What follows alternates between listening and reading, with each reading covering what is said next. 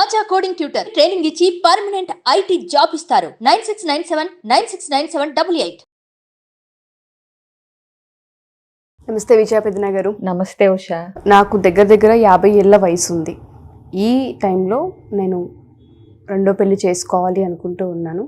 చేసుకోవచ్చా అంటే చాలామంది ఈ వయసులో పెళ్ళేంటి, ఈ వయసులో పెళ్ళి ఎందుకు చేసుకోవాలనుకుంటున్నావు ఇలా అంటున్నారు అని ఒక రాంగ్గా చూస్తున్నారు.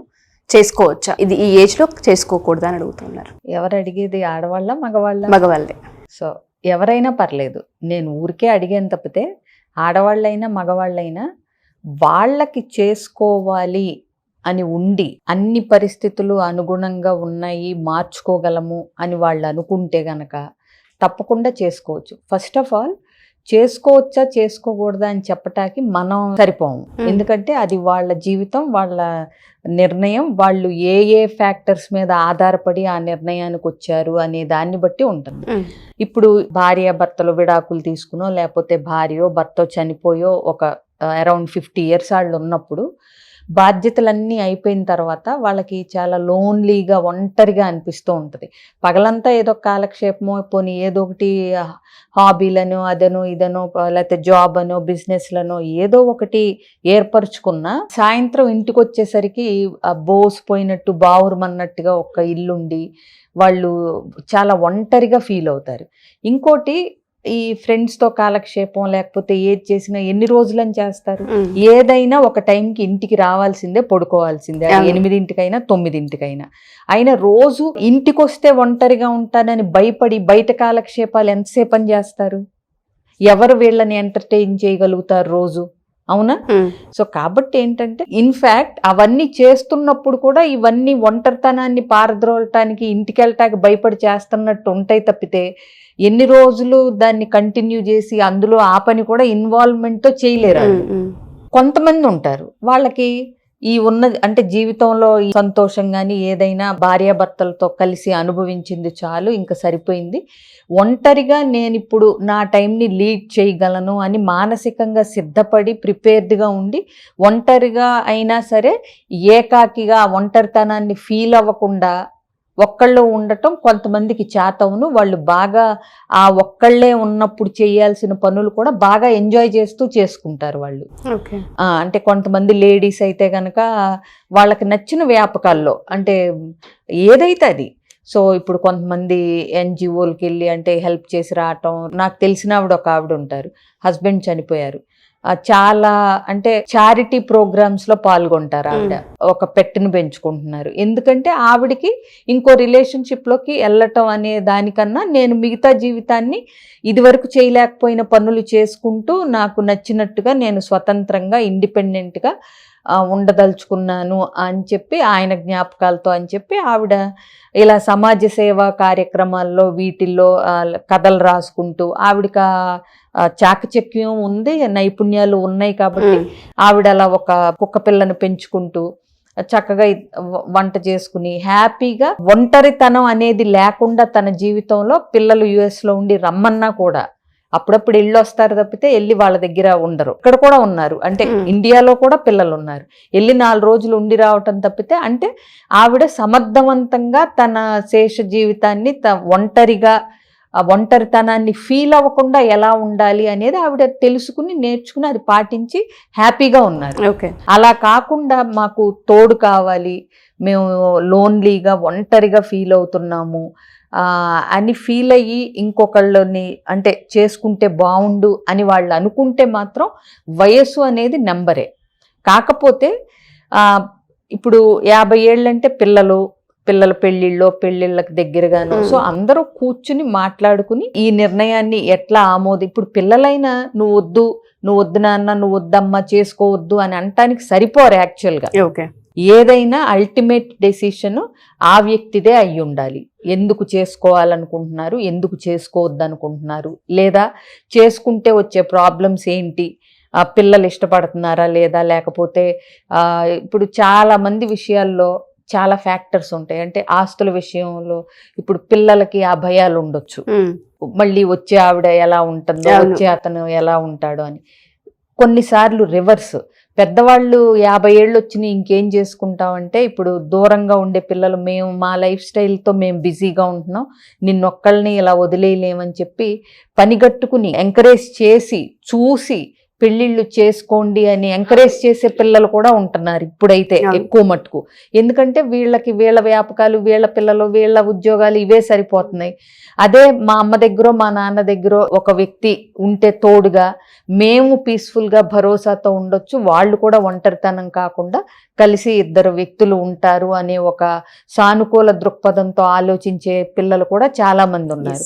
సో అన్ని రకాలుగా ఆలోచించి చేసుకోవాలా వద్దా, మీరు ఇప్పుడు చేసుకోవటం ఏంటి, లేకపోతే చేసుకోండి, వద్దన్నాళ్ళని చేసుకోమని బలవంతాలు చేయటాలు ఇవన్నీ కాకుండా ఒప్పించి, ఇప్పుడు వద్దు అన్నాళ్ళని చెప్పొచ్చు చేసుకుంటే ఇది ఉంటుంది బాగుంటుంది అని, లేదా చేసుకోకుండా వాళ్ళు హ్యాపీగా ఉంటామన్నా వాళ్ళని వదిలేయచ్చు. కాబట్టి 50 ఏళ్ళ వయసు దగ్గరగా ఉంది, 50 ఉంది అని ఇప్పుడు పెళ్లి చేసుకోవచ్చా? నేను అనేది సమాజం ఏమనుకుంటుంది, పిల్లలు ఏమనుకుంటారు, వాళ్ళు వీళ్ళు ఎలా చూస్తారు, దీన్ని బట్టి చేసుకోవటానికైతే ఆగక్కర్లేదు. చూడాలి మీకు వేరే ప్రాబ్లమ్స్ ఏమన్నా ఉండి, డౌట్స్ ఏమన్నా ఉంటే తప్పితే, లేకపోతే మీకు చేసుకోవాలని ఉంటే ఏ వయసులో అయినా నిరభ్యంతరంగా పెళ్లి చేసుకోవచ్చు. బట్ చాలా మంది ఏంటంటే మేడం మీరు అన్నట్టుగానే, ఒకవేళ మనిషి లేనప్పుడు, మనిషి అనుకోకుండా చేజారిపోయినప్పుడు, ఒంటరిగా మిగిలినప్పుడు వయసుతో సంబంధం లేకుండా తోడును తెచ్చుకోవచ్చు అన్నది వాస్తవం. బట్ కొన్ని సందర్భాల్లో, కొన్ని కేసెస్లో మనం మాట్లాడుతూ ఉంటాం, మాకు పెళ్ళైపోయింది, పిల్లలు కలగలేదు, కొన్ని ఇయర్స్ వెయిట్ చేసే ప్రాసెస్లో వయసు అయిపోయింది, ఇప్పుడు సెకండ్ ఆప్షన్కి వెళ్ళాలి అనుకుంటున్నాం, కేవలం పిల్లల కోసమే అనే వాళ్ళు కూడా ఉంటుంటారు. రైట్ అంటారా? ఆ ఆలోచన అనేది కరెక్ట్ డెసిషన్ అంటారా? పార్ట్నర్ ఉండగానే పిల్లల కోసం ఇంకొక పెళ్లి, పార్ట్నర్ ఉండగానే పిల్లల కోసం రెండో పెళ్లి అనేది ఎంతవరకు కరెక్ట్ అనేది, చట్టం ఎంతవరకు ఒప్పుకుంటుంది అనేది కూడా ఇక్కడ మీరు చూసుకోవాలి. ఒక వ్యక్తికి మామూలుగా ఇప్పుడు చట్ట ప్రకారం అయితే మీరేం ఫీల్ అవుతున్నారు, మీరేం త్యాగం చేసి అదేంటి పిల్లలు లేరు కాబట్టి రెండో పెళ్లి చేసుకుని పిల్లల్ని నా వల్ల నీకు కలగట్లేదు కాబట్టి చేసుకో అని చెయ్యొచ్చు, కానీ మీరు త్యాగాలు అంత మహానుభావులైతే. బట్ చట్ట ప్రకారంగా అయితే అది నేరం కింద వస్తుంది. ఎందుకంటే ఒక వ్యక్తికి ఇప్పుడున్న పార్ట్నర్కి డివోర్స్ ఇవ్వకుండా రెండో పెళ్లి అనేది చట్టరీత్యా నేరం. సో ఇంకొకటి, ఇది చెప్పినంత తేలిగ్గా ఏముండదు. అసలు ఫస్ట్ ప్రాబ్లం ఎవరిలో ఉందో తేల్చుకున్నారా? అది తేల్చుకోకుండా ఇప్పుడు ఆవిడ తన వల్లే పిల్లలు పుట్టలేదని ఇప్పుడు అతన్ని ఇంకో పెళ్లి చేసుకోమంది అనుకోండి, అసలు ఈవిడికి బాగానే ఉండి ఇప్పుడు ఆయనకి ఏదన్నా తేడా ఉందనుకోండి, అప్పుడు రెండో పెళ్లి చేసుకున్నా పుట్టరు కదా. అసలు ప్రాబ్లం ఏంటో తెలుసుకున్నారా?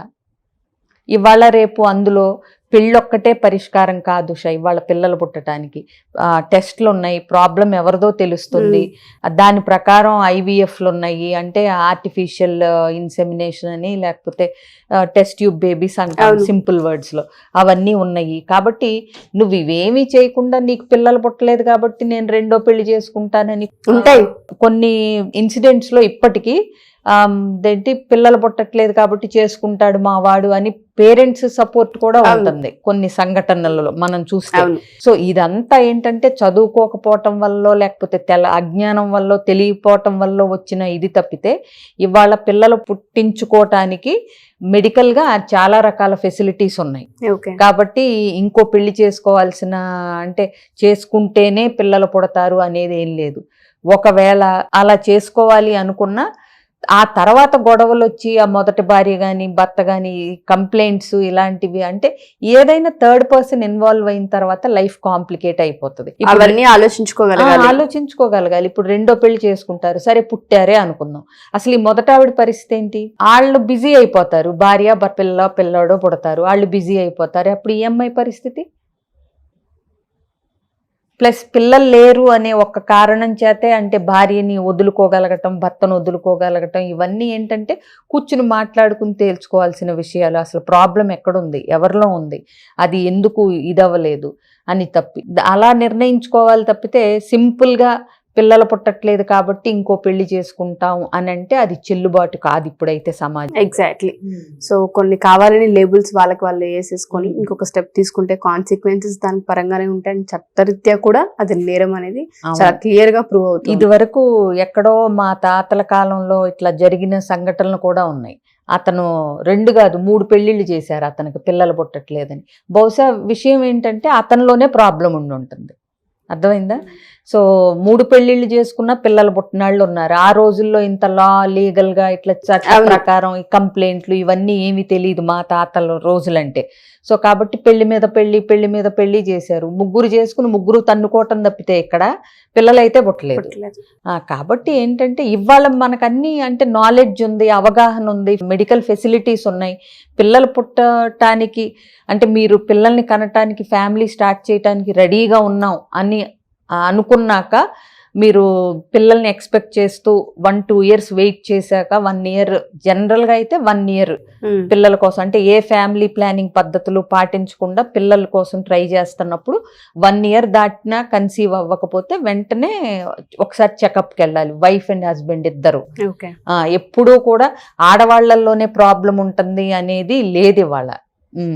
సో అటువంటివి కూడా మనం తెలుసుకోవాలి. మెడికల్ పరంగా కూడా కొంత అవేర్నెస్ కలిగి ఉండాలి. అండ్ ఇప్పటికప్పుడు క్రాస్ చెక్ చేసుకోవాల్సిన అవసరం ఉంది. ఒకరి వైపే ప్రాబ్లం ఉంటుంది అనేది ఎప్పుడు ఆ డెసిషన్ కి రాకూడదు. అంటే ఇప్పటికీ అంటే కొంచెం చదువుకోకపోయినా బాగా పల్లెటూరులోనే ఉండి ఎక్కువ ప్రపంచాన్ని చూడకపోయినా ఏంటంటే పిల్లలు పుట్టలేదంటే గబుక్కున్నది ఆడవాళ్లలో లోపమే అనుకునే స్టేజ్ లో ఉన్నారు. కాబట్టి వెంటనే ఏంటంటే పిల్లలు పుట్టలేదు కాబట్టి అయితే ఇంకో పెళ్లి చేద్దాం కొడుక్కి అనే మైండ్ సెట్ లో ఉన్నాళ్ళు కూడా ఇంకా ఇవాళకి కూడా ఉన్నారు. కాబట్టి ఏంటంటే అట్లీస్ట్ వీళ్ళు కొంచెం అంటే తెలుసుకుంటున్నారు నెక్స్ట్ తరం కాబట్టి ఇవన్నీ తెలుసుకుని లోపం ఎక్కడుంది, ఎవరిలో ఉంది, దాన్ని ఎలా అధిగమించాలి, ఏం టెస్టులు చేసుకోవాలి అని ఇట్లాంటివి చేస్తే గనక ఈ జస్ట్ పిల్లలు పుట్టలేదు అనే వంకతో 2వ పెళ్ళిళ్ళని ఆపొచ్చు. Exactly. Thank you ma'am. Thank you so much.